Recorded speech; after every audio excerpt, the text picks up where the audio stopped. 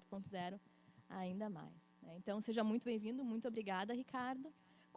Então, primeiramente, obrigado pelo convite, né, a professora Gerardo, assim, e a gente concluiu esse trabalho no ano passado, né, e agora, vocês, como já devem saber, na China as coisas se movimentam muito rápido, né, então a gente já tem alguns novos estudos derivados aí, a gente continua produzindo alguma coisa juntos, né, então a gente tem alguns estudos derivados, assim, que eu gostaria, então, de trabalhar aqui hoje um pouco do que a gente trabalhou na minha tese, e também aí um pouco do que a gente já vem avançando em relação à questão da China, tá?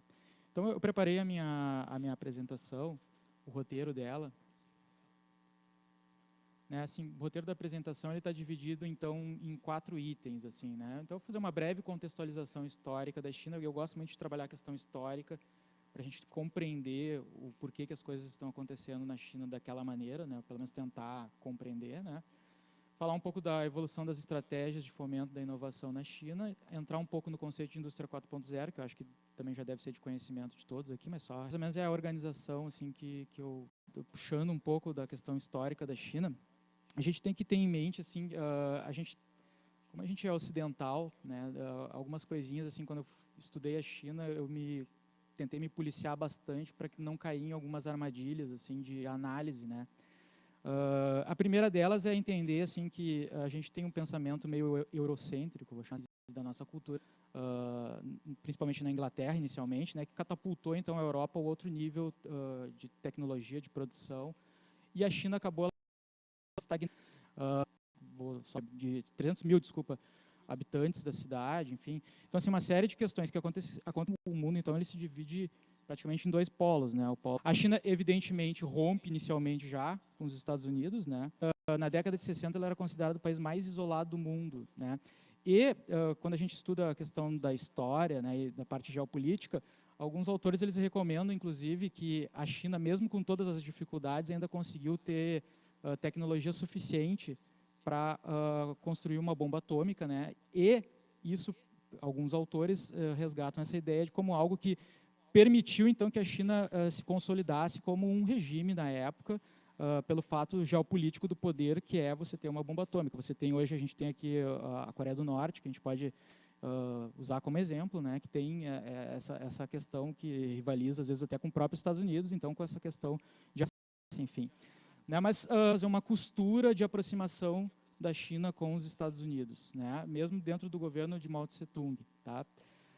Antes disso, já o próprio Zuelau, ele é o cara que inspirou a ideia da modernização extremamente agrário, né, tecnologicamente muito atrasado, controlar a China, né, por inúmeros problemas, enfim, e existia também um medo que esse país se rompesse nesse período de angulação entre as potências, né, ele começa a manobrar entre as potências no sentido de fazer uma espécie de um jogo mesmo, né, e claro que nessa época a gente tem aí que o regime tinha que funcionar, era essa a ideia, pragmaticamente funcionar, tá? E essa outra eu acho bem interessante, né, os conflitos, enfim, né.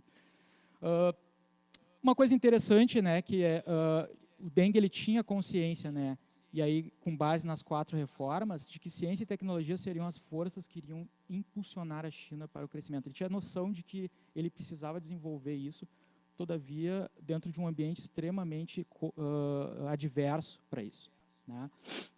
E aí, também é sabido que se a gente estudar, por exemplo, as histórias das 2 grandes guerras, né, a gente pode concluir, né, que vence a guerra quem tem a supremacia tecnológica, né? Tanto que os nazistas eles começam ganhando porque eles têm uma supremacia tecnológica e depois você tem um ponto de virada na guerra, que inclusive é da ideia da supremacia tecnológica. Então, quando terminou a Segunda Guerra Mundial, ficou claro que a tecnologia, o domínio, a inovação tecnológica era um ativo muito precioso, né? Então, a gente tem aí uma corrida de algumas potências para tentar cada vez mais se desenvolver em relação a isso. Bom, aí entra a parte do meu estudo, né? Como é que eu fiz então? A minha ideia então era mapear todas essas ações que foram colocadas, e aí eu usei como né, que ele estudava a parte da intencionalidade do Estado na industrialização do Brasil no período depois de 1930.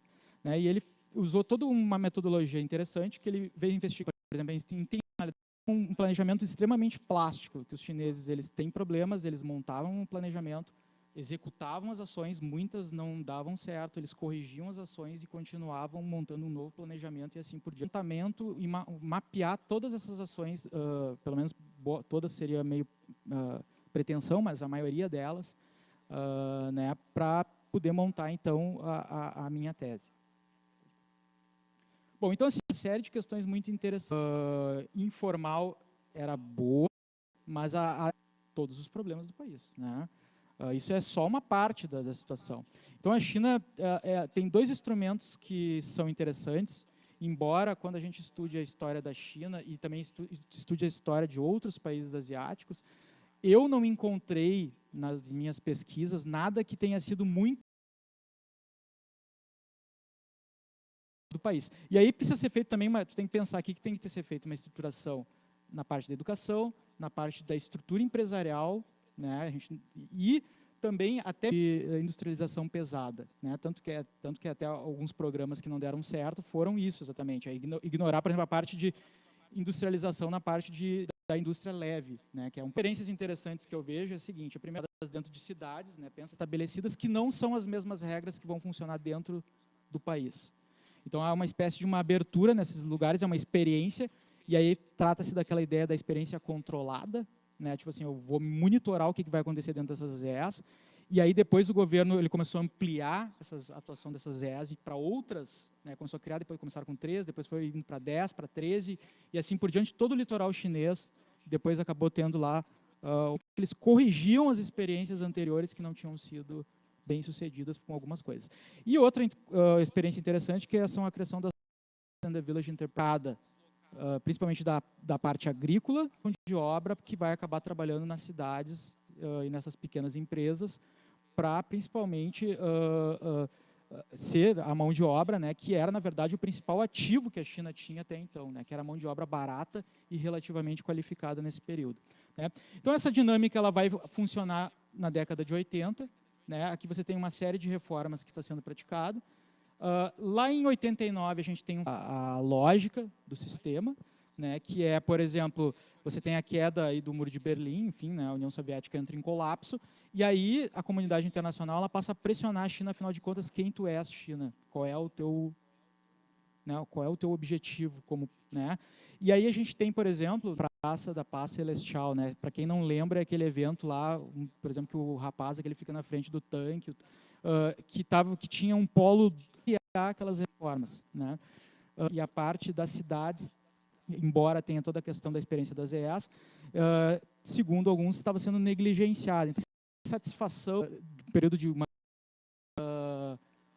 ZE, que vocês se recordam, o Iraque invadiu o Kuwait e os Estados Unidos, em questão de horas de defasagem na parte militar em relação a isso. Tanto que o exército, etc. e tal, muito forte. Tá? E aí, mais tarde, isso vai servir para a gente falar da mudança da política chinesa, sabe, na China. Tá? Então, a China tem que passar por toda uma adaptação do seu sistema judiciário, né?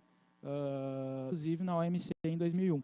E aqui, né, que experiência de tecnologia via empresas transnacionais e compartilhando, né, todas as suas inovações com seus concorrentes, enfim, ou, né, então chega um limite que a estratégia não vão ser nativa no país. A capacidade das empresas tentar estimular as empresas a conseguir isso. Uma questão é outro programa que tem a aquisição de empresas no exterior. Então, nota que a China faz o seguinte, ela começa, então, se você olhar o perfil das aquisições no exterior, ela começa a adquirir empresas normalmente na África, que estão trabalhando na África e na América Latina, normalmente voltadas para a parte de recursos naturais. A partir dos anos 2000, você tem empresas de alta tecnologia. Na parte de absorção, vem o engenheiro, vem todo mundo junto, todo mundo passa a fazer parte da empresa chinesa. Então, é uma estratégia utilizada pela China para a ideia de absorção de tecnologia. Eu comentei a maioria das coisas que estão aqui, né? Eu produzi essa tabela, que ela trata, então, daquilo que eu tratei ali com vocês, da classificação, enfim, né? Falando de tudo isso aqui, porque senão a gente vai ficar muito preso aqui. Mas eu queria que tu avançasse mais uma, que eu queria chamar a atenção. Mais uma, por favor. Aqui, né? isso aqui, para mim, você tem problemas de ciência e tecnologia como, ou pregava nas incorporação de mão de obra, você não tem ninguém com conhecimento, gera outro problema. Né, o crescimento, coisas que são já estabelecidas na literatura. Então, a China não me parece um país, por exemplo, que nem o Brasil, que possa dizer que o professor Otaviano Canuto, ele diz que nas viagens dele à China, ele encontra uma situação assim que existe uma neurose, segundo ele, né, inclusive da China mesmo, achar que, pô, será que a gente vai entrar na armadilha? Será que vai estar entrando na armadilha? O que é? Qual é a situação? Ele na verdade, é a resposta, mas o que é a indústria 4.0, né? Que a gente está até comentando, a gente está até conversando sobre isso, que eu fiquei, o governo, e aí assim, tá numa fazeira, parafuso, aquele troço eu nem leste direto. Tá? Tem, por exemplo, coisas em metais, alguns polímeros, até na nossa... É incrível. Então, como é que o sujeito vai proceder? Ele vai estar na casa dele, ele precisa de um parafuso, uma polca, sei lá o quê, e ele vai baixar um software, dentro do como o celular precisa, então a gente está falando de menos desperdício. E a gente está falando de uma nova... Eu estou falando uma coisa simples, mas eu estou falando assim, acabou a lojinha de parafuso, a loja de parafuso tem que fazer algo diferente, ou vai ter que se reinventar.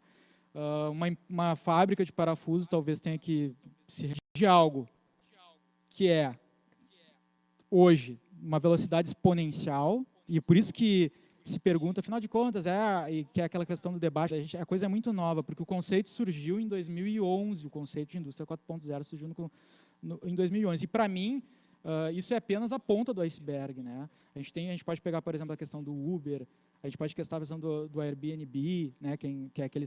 Até estava vendo uma palestra esses tempos do criador do Airbnb, e é engraçado. Ele estava explicando para o pai dele o que ele fazia. E aí o pai dele não entendia. Então, o Airbnb não tinha dado certo, né? E aí ele, não sei se todo mundo sabe o que é Airbnb, que é aquele, né, que tu aluga emprego em... Tipo assim, eu não entendo o que tu vai fazer, eu não estou entendendo o que tu vai fazer. E aí, assim, o cara, há pouco tempo atrás, se eu falasse, o cara vai ser web designer, tipo, diria assim, o que esse cara vai fazer?